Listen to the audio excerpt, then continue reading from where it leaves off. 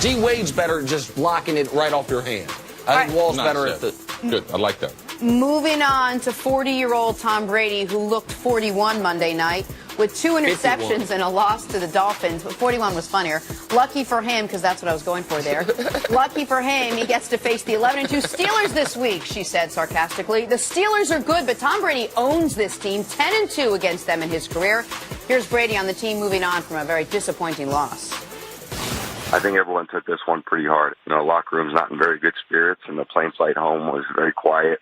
You know, the ability for us to learn from it and move forward is what we're going to need to do, because I think we've always felt that one loss shouldn't become two shouldn't become three, because that's where it really turns into a bad season. So we got to figure out a way to play a lot better, and like I said, I'm confident we'll put together a good plan. I think there'll be a lot of urgency and knowing what we're up against, and we'll go out and try to put together our best game of the year.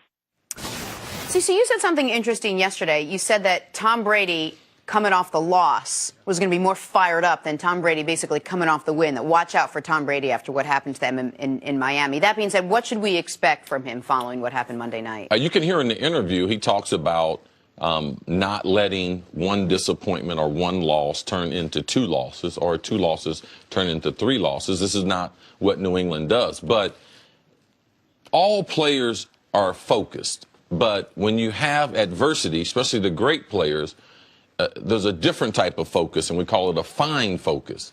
And that's where you don't have any distractions, and you're able to really concentrate on the small things in the game plan. Now, what is New England doing offensively?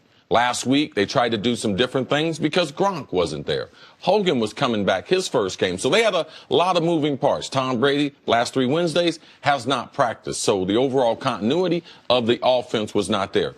Their third down package, he will be focused on that. How can I keep the Steelers off the field? They know that they can't perform the way they did on third down against Miami. Also, from a protection standpoint, they will spend extra time to figure out how they can protect Tom Brady, because ultimately, Tom Brady, it's more than just an offensive game plan. He realized, I'm going against Big Ben. This is not Jay Cutler and the Dolphins. This is not Josh McCown. This is not Tyrod. Like, they realize what they're up against. Now, they know that they've had success over a period of time. So what they'll do is go back through those 12 games that they've played, 10 of those Tom Brady victories over the Steelers, and they will pick out certain things that they've done and implement them into Sunday's game. This is the biggest game in New England, outside of a playoff game, in a long time. How many more times is Tom Brady going to be in position to have the #1 seed? How many more years? We just can't keep taking this for granted. Right. We wondered if he would get to 5 Super Bowls. If he don't get I mean, he could get to 7, but he can't get there if they're not the #1 seed. Why? Because they've never won a Super Bowl where they didn't have a bye. So watch the third down package.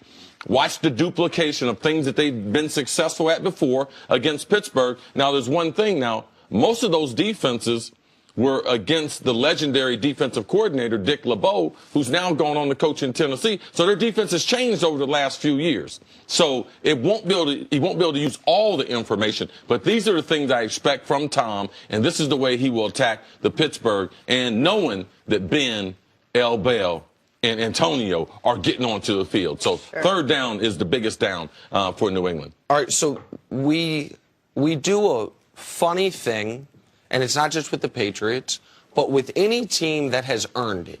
Any team that year after year consistently displays excellence. We, especially before big games, make sure that the discussion going into it is that whatever happened the week before is good for them. So I'm delighted that my partner's Chris Carter, because so many people this week are going to be explaining how it's so good for the Patriots that they lost last week. That they're glad they lost last week. I feel a stat coming up. No. It's not even. I'm going to go a different angle. How absurd would it be? Let's say the Patriots crushed the Dolphins on Monday night. Obviously, I picked the Steelers to win the Super Bowl. Like, I've been on the Steelers this year. If I came on here on Tuesday and I was like, nothing's better for Pittsburgh than the fact that New England just crushed Miami. It's awesome for Pittsburgh. New England's coming off a great win. That would sound ridiculous. But what you've heard this week is how good it is for New England that they're coming off a loss. That it's actually the fact that Pittsburgh now has footage of, oh, this is something that worked against New England. This is something that Miami, a lesser team than us, was able to do against New England. Somehow that plays to New England's advantage. I don't buy into that at all. I don't buy into the idea that it is an edge for the team as a whole that they lost the game. Now, I agree with Cece that Tom Brady, part of his excellence is, what was I not good at? I want to make sure I'm better at it next week. But I think he'd be doing that even in a win, right? Losses force you to do things you can't do winning. It's hard to have the same amount of focus when you're successful that disappointment and failure brings you.